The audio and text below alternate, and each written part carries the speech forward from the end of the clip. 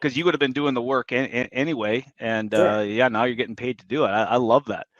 I love that. So you mentioned before, okay, so your average sales, you don't do anything under 100 grand for remodeling right now, and probably 5 or 6 right in there for custom homes. Um, but you had to get there. So what were some of the struggles to go from, let's say, a $15,000 bathroom to a $250,000 whole home remodel? What some of the growing pains that you went through? Sure. Well, I don't know. You probably remember this, but I'm a framer by trade. Hmm. And when I first started my business as a framer, we were doing really small houses, 900 square feet, 1,000 square feet, 1,200, 1,500 square feet, very, very basic houses. And I had hired a friend of mine to work for me that had been framing for a lot longer than I had, and had experienced framing a lot of pretty big custom homes, stuff with really large cut up stick built roofs. And when he first started working for me, it wasn't very long before he had been there for a while and said, let's start doing bigger stuff. He's like, it's kind of fun to do these small houses and bang them out really quick, but let's do some stuff that when you step back at the end of the day, you look at it and go, that's pretty freaking cool that we built that. Hmm. And I said, but I'm worried about my experience and my ability to do something that's larger. And larger, I'm talking like 3,000, 5,000, 8,000, 10,000 square feet. And something that he said to me that was pretty profound, that stuck with me for a long time, is he said, okay, those bigger houses, they're all the same steps by and large. They're just more of them, and you're repeating them. And that was something that gave me the confidence to be able to go out and start framing larger houses. And so to your question and to your point, um, you know, in the beginning, I would say that when we were doing smaller remodeling projects and building smaller houses, I was a little bit nervous about getting into bigger stuff. And what my friend Wes had said to me kind of stuck with me, and I realized, you know what, a bigger custom home, a $1 million, $1.5 million, $2 million house, it's just bigger. It's the same steps. Sometimes those steps are being repeated. Sometimes those steps take longer. Um, and so, really, what happened is just that as opportunities presented themselves, it wasn't as though we were intentionally going out looking for those types of jobs. We wanted to do bigger jobs. We wanted to do more expensive jobs, but it wasn't as though we set this threshold that as of January 1st, we're no longer doing any bathroom remodels that are under $30,000, under Hmm. $50,000, whatever. They just kind of slowly got bigger and bigger over time. And then I think we got to a point where we established somewhat of a reputation as doing larger, more expensive, more custom projects, which then in turn opened up other doors for bigger, larger, and more expensive projects to come our way. Two things I picked up out of that is, one is it's a mindset. It's kind of your mindset, right? And it's like, well, if I'm gonna go out and do an estimate or a proposal for $100,000 job, why am I only charging $200?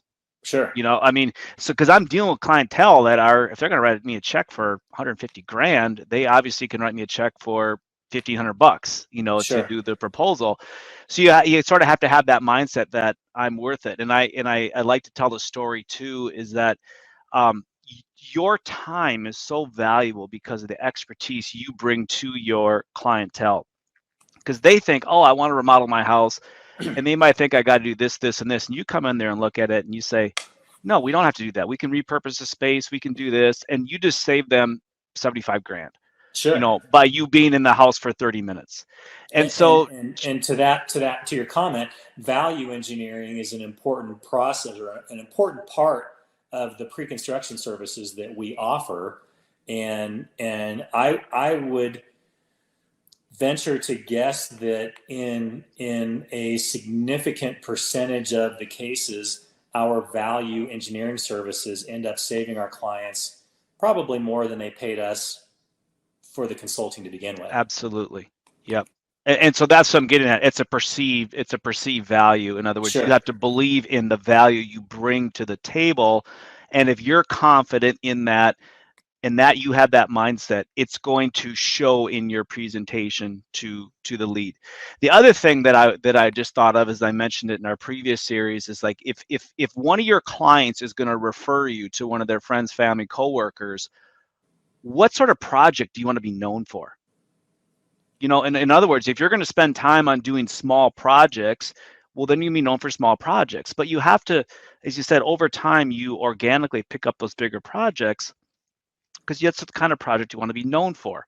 So, you know, someone's going to refer to you a $250,000 remodel versus a $25,000 bathroom. And so it's imperative on us to always be thinking about, how do I want to be known, you know, with my clients? Am I going to Sure. be known as the guy that does this type of projects, or am I going to be known as the guy that does this type of projects?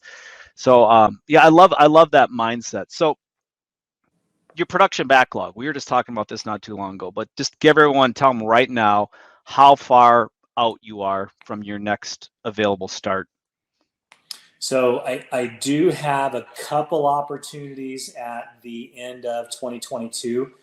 However, if I don't sign another job for 2022, we are completely covered. We make money. We are in excellent shape for 2022. And for the most part, we are telling people right now that we are scheduling projects for first quarter of 2023. Yeah, yeah, so essentially 11, 12 months out, Yeah.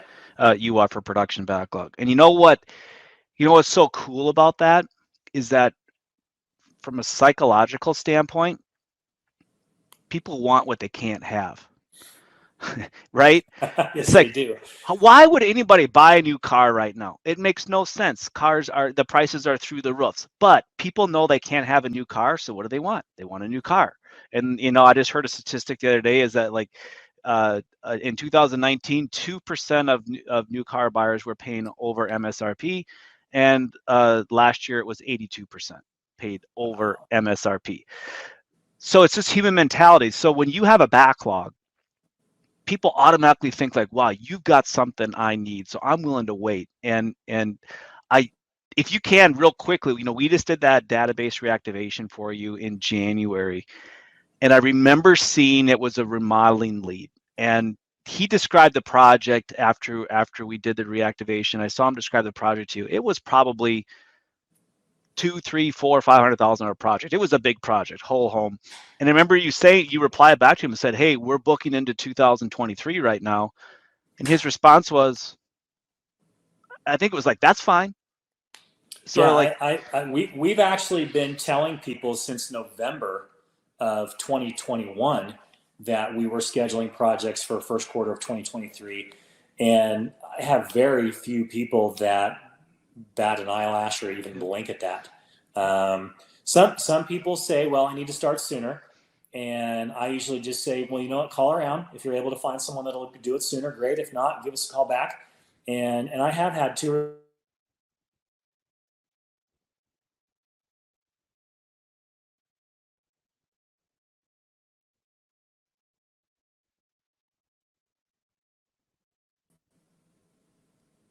I lost you there. "Oh yeah, you're back now. Sorry, you broke Okay. up a little bit. You said you had two or three people, I think, that did call back after you told them." I've had a couple people that called back and said that they were, after speaking to a few other builders, that they would be interested in waiting. Um, so I mean, I probably can't take all the credit for having the backlog. I think part of it's just a product of the environment that we're in right now, and Mm-hmm. everyone's got a lengthy backlog. Um, but for the most part, very few people call and even hesitate even the slightest bit when I tell them what our lead time is. Yeah, and it's when you follow a slot schedule and understand how many starts you can do, how many project completions or closings you can do each month, and you stay disciplined to that. It's urgency through scarcity.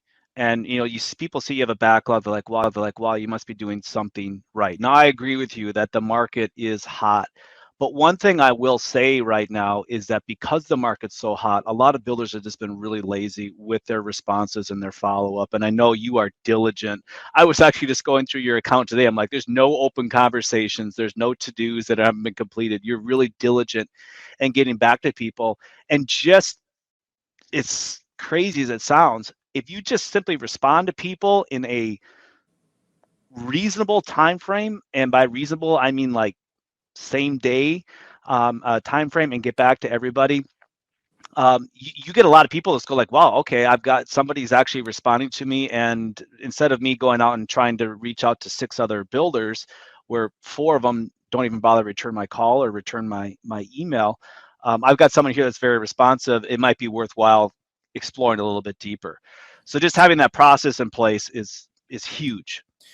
Well, and the amount of business that we get just simply because we return calls and show up to meetings is crazy. I mean, for 2 years now, I've been meeting with people that I'm hearing all the time. We've been trying to call someone for weeks or months. We've had appointments with other builders and they don't show up. And so, I think part of the name of the game for a lot of us is to push that lead time out as far as you possibly can. And so, if you have a 6, 9, or 12-month lead time right now, don't get complacent. Exactly. Keep telling people. Keep scheduling those appointments and letting people know what your lead time is. Because if your lead time right now is 6 months, I hate to say it, but 6 months is going to come and go pretty dang fast. Mm-hmm. So why not focus on pushing that lead time to 7 months, and then 8 months, and then 9 months, and then 10 months? And if you talk to someone that doesn't want to wait that long, so what? Yep, absolutely. Next. I had a conversation earlier today with another builder, and he's like, well, geez, we can't do another start until, let's say, September, maybe it was August, September, something like that.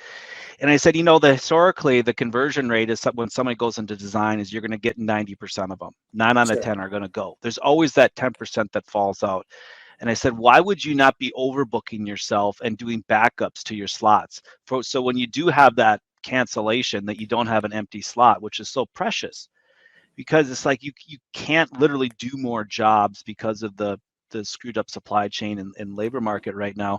So have a backup, and that also allows you to pick and choose. Sure, So like absolutely. you want to get that higher revenue job. It's like if I keep backlogging myself, something comes up. It's like, at some point you might say, you know what, I'm sorry, Mr. Client, we're not gonna be able to do this bathroom, or we're gonna have to put them on the back end because I just got a $300,000 remodel or a $700,000 custom home fall on my lap.